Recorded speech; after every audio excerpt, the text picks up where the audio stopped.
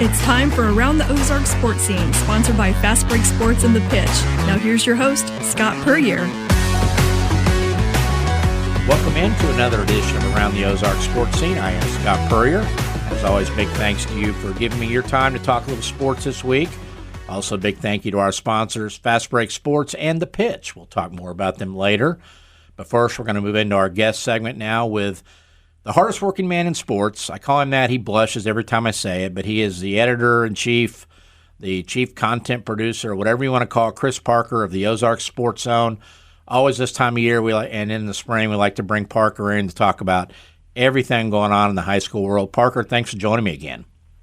Oh, appreciate you having me on. Always a joy. You betcha. I know that this is your time of the year, this and the spring, about this time when you get no sleep and there's previews coming up. Actually, spring's a little better because you don't have previews for a little while, right? You get a little break after that?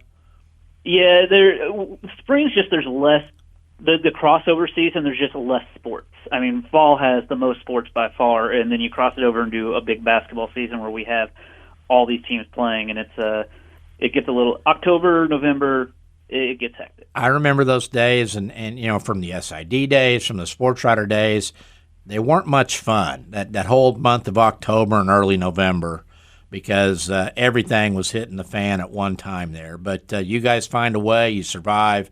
You got about half the people you used to have around you there at the Ozone, but you guys still churn out a great website. My go-to for anything I need to find out high school, because we've talked about it. There is no daily newspaper with results anymore, so you got to find it, and the Ozone is the place to go there. And, of course, chief on the minds of people right now is high school football as that season starts to wind down, district play coming.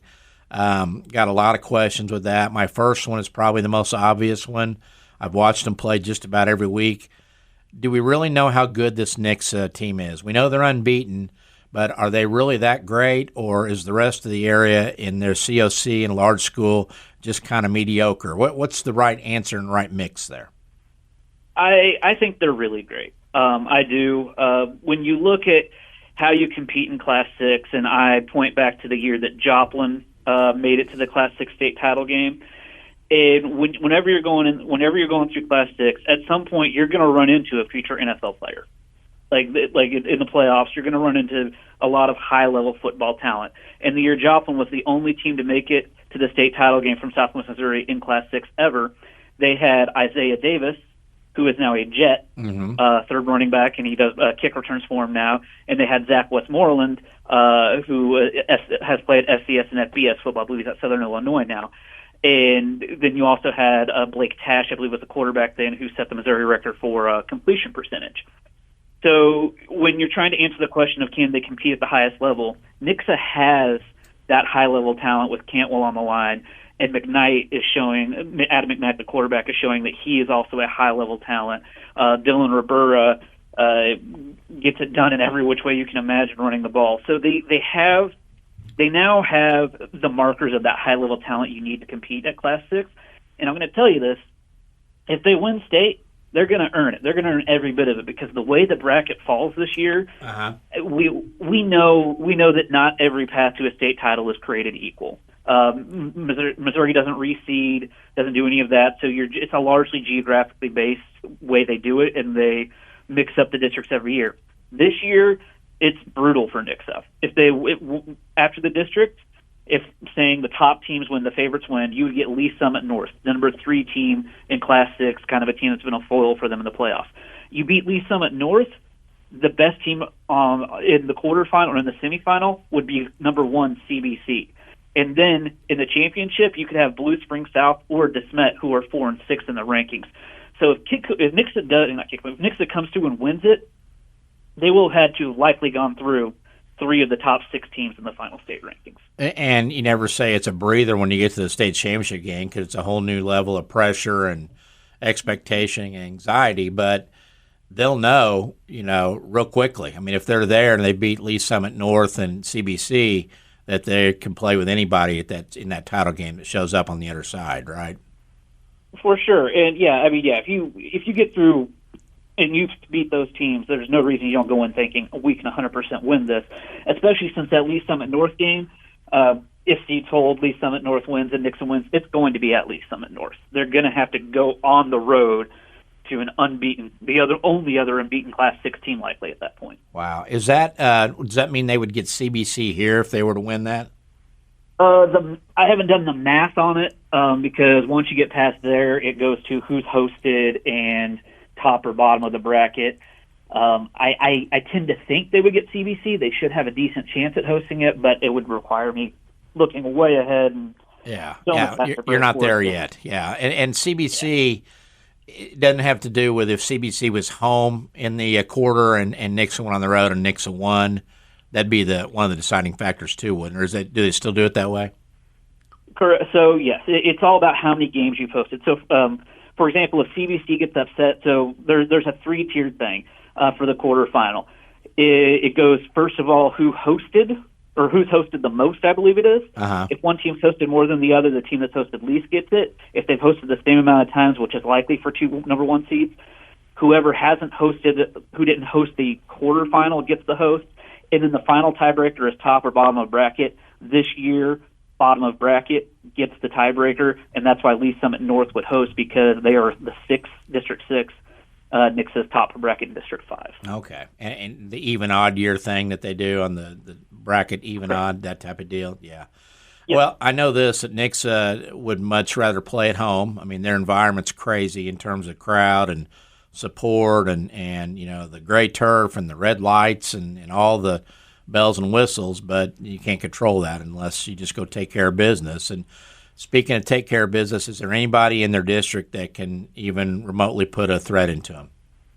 I mean, they've seen them all at this point. Yeah. I mean, the results are what the results are. They are an absolute prohibitive favorite.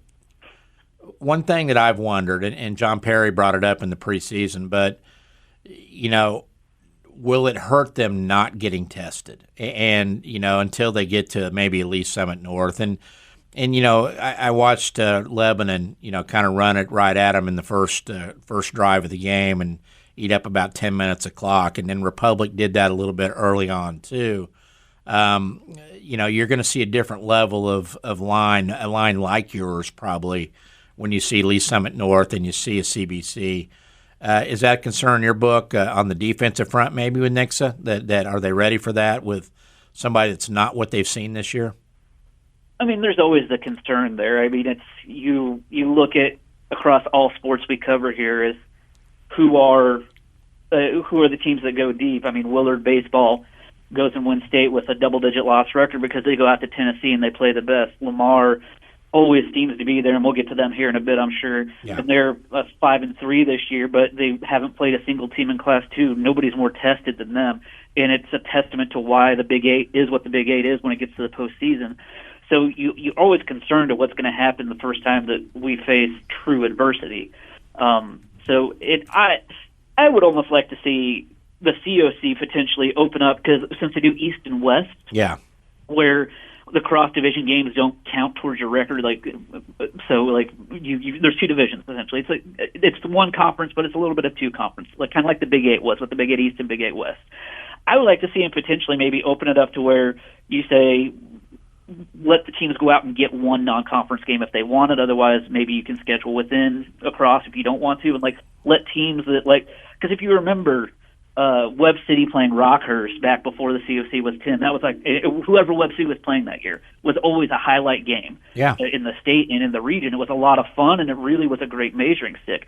I would like to see the COC teams have a chance, if they would like to step outside of the COC, outside of Southwest Missouri, and get a good measuring stick game. And it might also open up some rivalry games that when you're not against somebody in your conference. If there's somebody that you've left a conference and it used to be a good rival, you can work that into and make yourself better and have a good environment too. So let's get to some of these other divisions. Class 5, it looks like Carthage and Branson. Branson's 8-0, obviously benefited greatly from the move out of the COC. Are they a team that can make a run, or Carthage, either one? Well, Cardinal Ritter exists, and that's a really tough matchup there. That's an NFL team out there again, right? Yeah. I mean, yeah. So Branson, Branson, if they win, and Republic is in Branson's district as well. The health of Preston McCracken is up there, whether he could be back or will be back or may be back. But their sophomore quarterback was masterful against Neosho last week, so it's no guarantee that Branson's going to even get out of there. And then you cross with Elias Catholic, so you cross with State Power there, and then you'd have Cardinal Ritter. And I just don't know if any of our teams this year, or anybody, honestly, is capable of beating Cardinal Ritter at this point. They might be the best team in the state regardless of class. But what I will say about Branson is, in all these teams that, stepped out and you say they're benefiting of not being in the COC, it is a little bit of a multiplier, though, for them with, you get into a place where you learn how to win and you get the excitement around the program, get the community around the program, Sure. You get more athletes out. So to say that they can't compete with the COC teams, I think is completely false here, because it's a different situation completely. You're seeing it at Clever. You're seeing what the belief of winning does for Clever. Rex Dieter's transferred down there. Now they're a 6-win team. Before this year, in their entire varsity history, they'd won 3 games. Yeah. And now they've doubled that number in one season. So these teams that maybe were smaller in the COC and couldn't compete at the top level are now finding some success, and it's just going to help the program build upon itself as the confidence in winning comes. Well, and it just, people get excited. Kids want to play. They want to come out and play because there's a faction that says, I'm not playing if we're going to lose every week, that type of deal. And you're right. I mean, it's sometimes it's a move that needs to be made just for rejuvenation. And there was a sports writer in the Ozarks that wrote a column about Rogersville football back in the early 2000s that he still takes a beating for, won't mention any names, and about how they needed to drop back and play a JV schedule because they were losing 80-0 every week in the varsity, and they won a state championship, 10 years later or whatever it was. So sometimes you got to step back to move forward, and that's kind of what we're seeing a little bit there, isn't it? It absolutely is. I saw it was a tweet from someone about Carl Junction. It was like their second or third game this year, and it was the first time since they joined the COC in 2000 or in the mid 2010s there. It was the first time in almost a decade that Carl Junction played a regular season game in which their enrollment wasn't the smallest on the field. Wow, that's amazing. And now they're 5-3 this year, and they're playing this week against West Plains for the number 1 seed in their district. That's a great. I want OU to leave the SEC and go to Conference USA next year along with Missouri State, so we could reset. But I don't think that's going to happen actually at this point. So Nevada in Class 4, 7-1. They got a chance to make some noise. Yeah, I think that they really impressed me with their win over. They really impressed me with their win over Mount Vernon last week. They lost Callan Chandler, who graduated and is now at Mizzou on the offensive line. And then Jack Cheney, they were bringing back a 2,000-yard running back, and Jack Cheney got injured and is missing a senior season. So you're thinking this team that likes to run the ball and force and focus on that part of the game, will they be able to overcome the loss of 2 such high-level players that are so important to the run game? And the answer has been emphatically they have. Against Mount Vernon, they had John Michael Collins rushed 16 times for 282 yards and 3 touchdowns, and Willie Jackson had 25 for 133 and 2. They can really run the ball at you still, and that's just what Nevada football has been the last several years. And winning the Silver Tiger for the first time since I think 2008 is what it was this year. Class 4 is very top-heavy. Kearney and Wheeler North appear to be kind of head and shoulders above the rest, but there's no reason Nevada can't make at least a decently deep run. Kind of then get into our where we're pretty thick with good teams, classes 3, 2, and 1. Seneca and Stratford and Mount Vernon. Seneca and Stratford both undefeated, number 2 and number 5 in the current state poll. Mount Vernon 6-2 at number 6. Who's the best team in that bunch? Seneca. They outside of Nixa, they've probably been the most impressive team to me this year. Just watching the way that they have just dominated all comers, and again, as we know, a very, very tough Big 8 conference. It's been impressive. and especially they made it to state last year, the state final, and ended up losing to Park Hill Central. But they're outscoring opponents against an all Big 8 schedule, 52.5 to 13.4. They're winning these games by turbo clock. Wow! Every time out, and the one time they stepped out of conference was against Class 4 Carl Junction, a team that is competing for a number one spot in their district, and beat them 56-7. Mount Vernon has gotten the closest to them, and that was 21 points, 3 touchdowns. They are just incredibly talented and deep. The Stratford, what a great story they are. They got a lot of seniors on the team, a lot of people who waited their turn, and kind of what's making them go. They got Jordan Edelston at quarterback, who's a 4-year starter, but Ryder Ross, their running back, through 8 games, he's rushed for 1,800 yards, 225 yards a game, 28 touchdowns. We did a story on him, and the discussion was like, where does this kid come from? 1,800 yards through 8 games.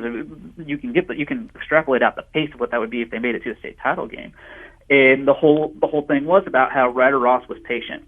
He was behind a 2,000-yard running back last year, didn't get frustrated, didn't quit, didn't transfer. He's been waiting. He credited all the running backs that came before him, and each one that taught him a little something different that's made him into what he is today. And then now it's his chance to shine, and he is shining very brightly for an 8-0 Stratford team. And Mount Vernon, they're at 6-2. They've got 2 record-setting guys in the backfield. Gavin Johnston, their quarterback, broke the passing record set by Garrett Hadlock, and then their running back Braden Dobson has the career rushing total and touchdown record.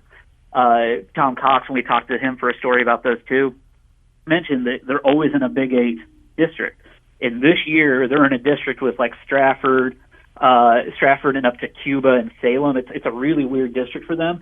And he said that they have not seen they've not played on a varsity level any team in their district. Mountain Grove, Cuba, St. James, Buffalo, Salem, Mount Vernon, Stratford. That's the district. And Mount Vernon has never seen any of them. So that one has the potential to be a very fun district to get some matchups we haven't seen before. I've never been one to stir things up, in my history in sports in the Ozarks. So I'm going to put you on the spot, Parker. Nixa goes to Seneca and plays a game. What's the final score? I couldn't even begin to guess. But come on, Parker. Come on. Nixa is going to win just by virtue of Class 6, the student enrollment, the depth. There's a reason we play in classes, and there's a reason that in football we especially separated out, because there is a difference in what a Class 6 Nixa has versus a Class 1, 2, 3 team. Some of my favorite games to cover back in the old days, 1985 to 05, for the News Leader, were games at Seneca and at Stockton and places like that, because you go in late fall, early November, everybody's got camouflage on. So Nixa might freak out by going down there and looking around the track of just a bunch of guys that they really can't see because they're blending into the background there. But it's camouflage central at some of those schools. And, some of the kids, if they get beat on Friday night and they're done, it's like, hey, deer hunting next morning, let's go. It's time to go. So, but anyway, so going to Class 2, Fairgrove, Lamar, Mountain View, Birch Tree, Liberty. What do you see in Class 2? Class 2 is where we have so much depth in Southwest Missouri. It really is incredible. And so I'll start at the top with Fairgrove. Fairgrove has a very nice opportunity to make a championship game this year. Valley Catholic and Lamar would be state title game opponents. They would not have to see them until that point. So you really like their chances.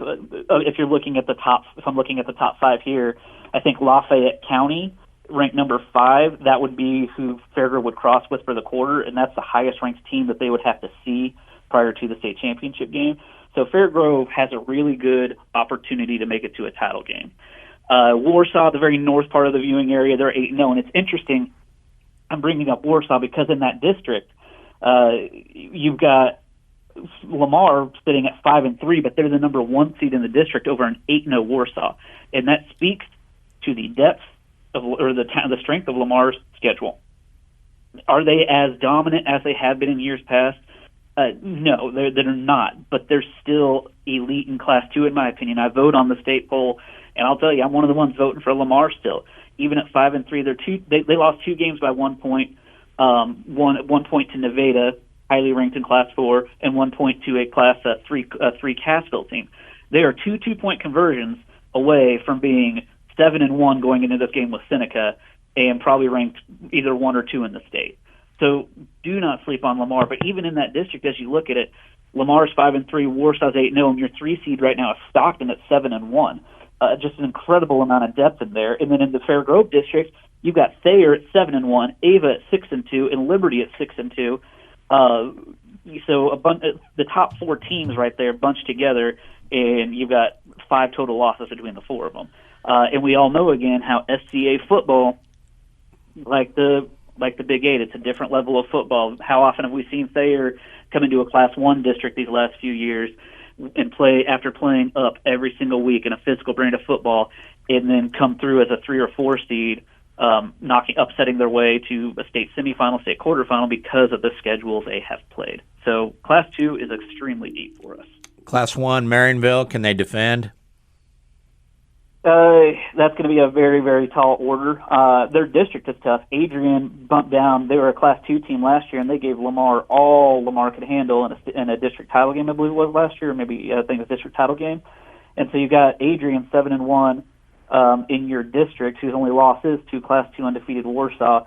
And then St. Vincent, they moved into the number 1 spot in the state rankings this week. They are extremely impressive, to say the least.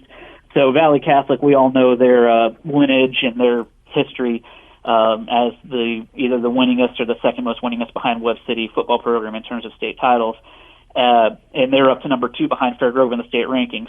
St. Vincent beat Valley Catholic 24-7 in the second week of the season. Wow. So St. Vincent would be a contender in Class 2 as well as Class 1. So Marionville is going to have to do everything exactly right in those state polls. When we talk about these teams, their defense is just something else. And then Adrian is a really, really tough district title game matchup, not to mention Ash Grove, a team that Marionville just beat by 2. They're in the district as well. That's another very deep district that could go any number of ways. Let's shift to other sports. So had football covered very well there. Girls golf wrapped up. That's 1 down finally for you there. And congratulations to Paige Bowman, the Glendale Junior, and her Lady Falcons win a state championship. Paige wins her 2nd straight individual title. Class 4 last year, Class 3 this year. Then we also had state champion Riley Allred from Ash Grove. And what's the Emery from Nevada? Emery Cameron? Emery Cameron, yes. Yeah, and she's a Louisville commit, I believe, isn't she? She is, yes. Yeah. Any surprises there in any of that, or was that kind of what maybe you expected? I mean, I don't think you could expect anything less. That's 3 two-time state champions for the area, back-to-back state champions. Cameron won last year in Class 3. And then, obviously, you said Bowman won in Class 4, so they each bumped down a spot. And Allred was just dominant, followed by 5 strokes over School of the Ozarks golfer who took 2nd place. And I think when you look at Paige Bowman's, the thing that impressed me the most is, especially round 1, it may not have been her best round, and she went off of number 1 there at River Cut, and she closed out her round with 4 birdies and 5 holes to really kind of take control after that first round, including that if you've ever been to River Cut on that 15 where you hit it from like 100, like you're 100 feet above the hole. That one. She stuck it close enough to get a birdie there, and that really got her going towards the end of the round there. And that's kind of where, looking at her scorecard, things really seemed to turn on that day 1, those last 5 holes, going 4 under, to really kind of get herself into a good position for day 2. And Allred was the same thing over at Crown Point in Farmington. She was really dominant day 1, and that set the tone. Cameron had to battle for everything she had to win Class 2. She trailed by a stroke entering the final 9 holes of her high school career, and then tied with a birdie on a 278 par 4 to open the back 9, and then took the lead for good with a birdie on a 120-yard par 3-12. Took that lead for good there, never looked back, held off, and they were playing together, so they knew exactly what each one was doing, and she was able to hold her off over those last 6-7 holes and ended up winning played bogey-free on that back 9 to get that 3-stroke win. We're now in district play on volleyball. I know that Ozark and Nix have kind of battled it out here in the COC as 2 of the dominant teams there. don't know much about the small schools. Kind of start with those big schools and work your way down. Tell me who's got a chance to win a state championship or at least go pretty deep. It seems like Ozark and Nixa in Class 5, as you alluded to there, are on the collision course. 33-3 Ozark, 30-3 Nixa. Incredible records against incredible schedules. So we're looking at a pretty, classic matchup there for the district title, and the winner there, they're as good as anybody in the state. I mean, that's all there is to it. Down in Class 5, you've got, or not Class 5, Class 4. Locally, the 1 seed is Webb City. They're 25-8. Carl Junction's 23-6, and Marshfield's 29-5. Any of those seem like our most likely teams to make a run to the Final Four, with Webb City having the slight edge. Though head-to-head, I believe it was Marshfield and Carl Junction didn't play until after the seeds were out, and Marshfield actually ended up sweeping Carl Junction 3-0. So they are the 3 seed, but they already have a 3-0 win over them this season. You drop down into Class 3, and Logan Rogersville, there's a 1 seed in their district, which they have traditionally been a Class 4 team. So it's interesting to see. Rogersville is the 1 seed with a 16-15 record. 29-5 Stratford got the 2 seed. So it kind of shows you the quality of what Rogersville played there for their schedule to get the 1 seed over a 5-loss host like Stratford. But Stratford they just know how to play come this time of year. Mountain Grove, for my money, is probably our best Class 3 team. They are 25-3 this year. They are led by Rayleigh Stenzel, who has cleared 2,000 kills for her career. She's going to play beach volleyball at Missouri State. Incredible vertical jump. Just when the ball goes up, it's a kill every time. If she gets the chance, she gets a clean look, and she's one of the most fun volleyball players to watch in the area. We did an Athlete of the Week on her not too long ago. You drop down into Class 2, and I know you're probably going to be shocked by this statement, but Fairgrove appears to be the favorite. No. So they're just that machine just continues to roll. They are 35-0 right now. Wow. 35-0 this year, which I don't know how much more you can say about what that program has going here at 35-0. And then last year they were 35-1. So over these seniors' last 3 years, they have gone 103-6. And they've won what? A lot of the same girls have won 2 basketball championships, right? Yes. Yep, that's correct. So what happened here, Parker? Did a bunch of parents out there like 17, 18 years ago just get together, maybe have a big slumber party and say, we're going to make super children?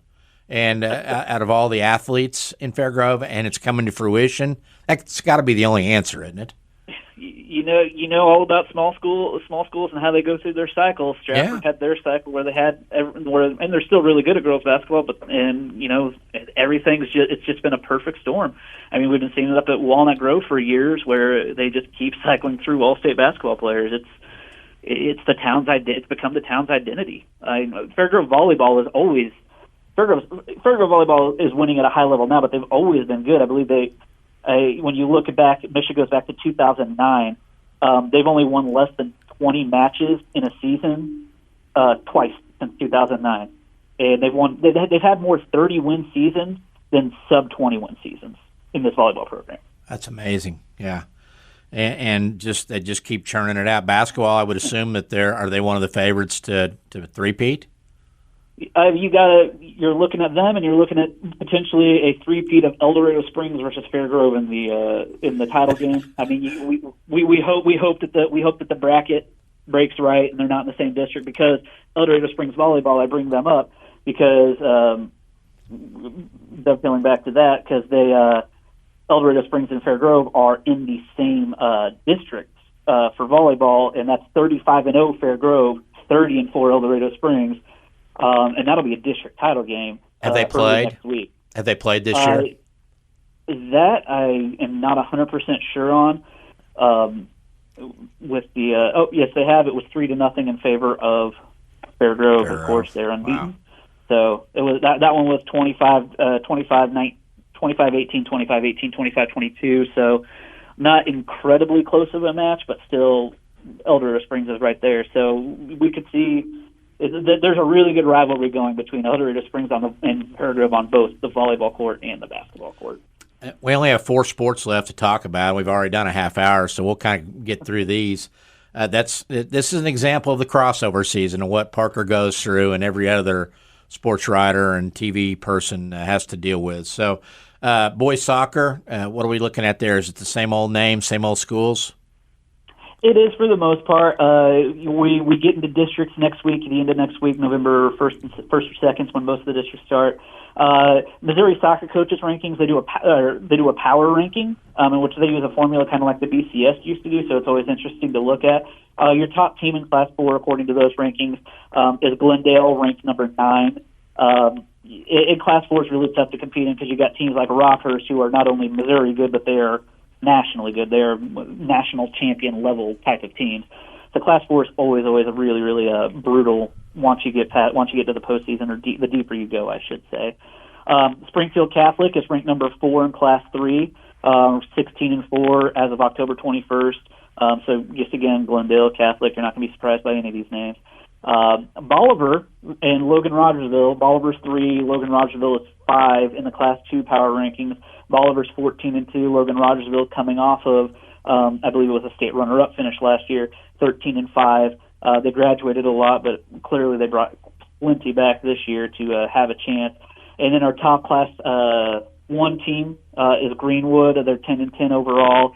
But a lot of times there's not a lot of Class 1 soccer teams, so a lot of times they play up. So a 10-10 record in Class 1 isn't really a 10-10 record because there's a lot of times seeing Class 2, 3, and 4 teams. Cross country, where are we? I think we just finished some conference championships, districts coming up, I would think, right? And I know the LCS at Ozarks been one of the headliners again this year. She is. She won the COC meet. In the COC, again, they raced them all together, East and West, and then they split them up in the results. But Estes was the first one across the line of what you would call the 14, like the massive race. Set the school record. Republic's Gracie Troster, she has been injured this year. She did run in the JV race and ran sub-20. So she came into the year as our clear-cut favorite to do something high level in the biggest class, but she's been battling injuries all year. But it looks like she's kind of starting to maybe round into form a little bit. They do run districts a week from Saturday. Classes 4 and 5 are at Bolivar. Classes 1, 2, and 3 are all the way up in Plato for all 3 of those classes. And on the boys' side, Nixa, led by Aaron Ashley, they look like a favorite to get back to the state and get a trophy in the big classes. And in the smaller classes, El Dorado Springs has some really good runners there this year on both sides. And they're another one that they've produced such incredible over the years runners. Dalen Ackley being the most recent, who he ran sub-9 at the state track meet for 3,200, and they're just on to the next ones there. And so we're really looking for them to have a big impact. Softball. I saw Kickapoo won the district tournament, always very hotly contested. What do we got? Big schools, small schools there with a chance to bring home a big trophy. Well, Kickapoo, Kickapoo, what an incredible game they won against Republic there, who had upset Ozark to get there. They beat them 5-0. Allison Scott was in the circle and pitched a complete game shutout for him. Most impressive, Caitlin Finley. In the third inning, she's had shoulder issues, and she popped her shoulder out of place. And she said the last time she did that, she missed like 3 or 4 months, and the trainer came out and popped it back in and basically said, it's your call. Your call if you want to stay in. And so in that third inning, she stayed in for the at-bat, and I think she popped up, and then she comes up 2 innings later, and before she goes out there, coach is like, are you sure you can do this? And she's like, yes, walks up to the plate and hits a 3-run home run after getting her shoulder popped back into place 2 innings earlier. Can we have her go and talk to some of the college and NFL teams about toughness? She'd be a good testimonial maybe on how to play actually maybe with an injury, it seems like. It was incredible, and they have to hit the road to Rockbridge this week. They've already played Rockbridge. They lost 8-3 back on October 12th, so that'll be a tough one. That'll be a high bar to clear. Bolivar is in Class 4. They play Father Tolton. They host them on Saturday. They upset top-seeded and number 3 ranked Marshfield. It was really weird. Marshfield was ranked number 3 in the state in Class 4, but Bolivar had split with Marshfield yet wasn't getting any votes in Class 4. Father Tolton wasn't also getting votes in was only getting votes in Class 4, so they got a game that they could potentially win there and make it to a Final Four. Down in Class 3, Nevada, led by Peyton Eaton, I believe her name is, all-state pitcher. They are 24-5, and they host Blair Oaks, which is a sub-500 team in the state quarterfinal, 14-18. And so they also stand a really good chance to make the Final Four. Hartville is hosting Lynn. And then we are awaiting our final district champion in Class 1, Norwood. Norwood ended up winning. So Norwood gets St. Elizabeth, which is the number 1 team in Class 1. So a tough matchup there. But those are the teams remaining. We have 5 left. And, of course, girls tennis. We're wrapping that up. We got any state championship contenders there, or is it a private school bonanza again? You know, Class 2 and Class 3 are really tough to compete in because it is the private school bonanza. We didn't actually get a girls tennis team to the Final Four in Class 3 this year. Class 2, you're looking at Thomas Jefferson, a private school out of Joplin. They're the only Southwest Missouri representative, and that's with Ladue, Horton Watkins, Barstow, and MICDS. These all go next week for the teams. Individuals and doubles go this week. Bolivar, they made it into Class 1. They play Lutheran South, private school out of St. Louis. Other side has Father Tolton Catholic, and then Clayton, which is a traditional power as well. But Bolivar's found some success in Class 1 since they added the extra class and added the multiplier. A lot of contrary to what I'm talking about today, a lot of these private schools have bumped up the classes to allow some of these smaller public schools to really compete. I know that you're knee-deep in basketball previews. You and your merry band of freelancers there. Kind of to wet the whistle for the hoops fans out there, early sneak peek on who are the teams going to be to watch large school and small school and boys and girls basketball. I know Rogersville boys are going to be one of those that start to finish are going to be a contender in most everything they play, aren't they? Absolutely, and you're seeing that on the football field. A lot of the names you're seeing do things for them.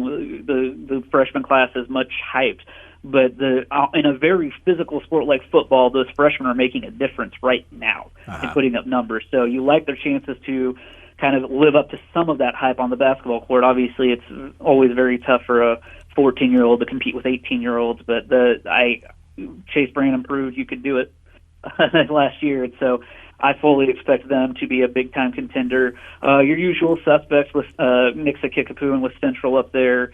Reese Kimry leading Kickapoo is going to be a really, really solid team, and Central has enough back that they'll also continue to be a contender. Hartville is the odds-on favorite in Class 2. They've been close to that Class 3 line. That would be a tough one to move up because you've got like the New Madrid County Centrals, and Class 3 is a really tough cross-section of teams to try to contend with. And Chadwick and my boys' side has to be the Class 1 favorite coming back. You got Clayton Garrison back. I don't see any reason why I would pick against them, at least in the early season. On the girls' side, we already touched on Fairgrove and El Dorado Springs. Walnut Grove has Ellie Smith, a multiple-time All-Stater, entering her senior year.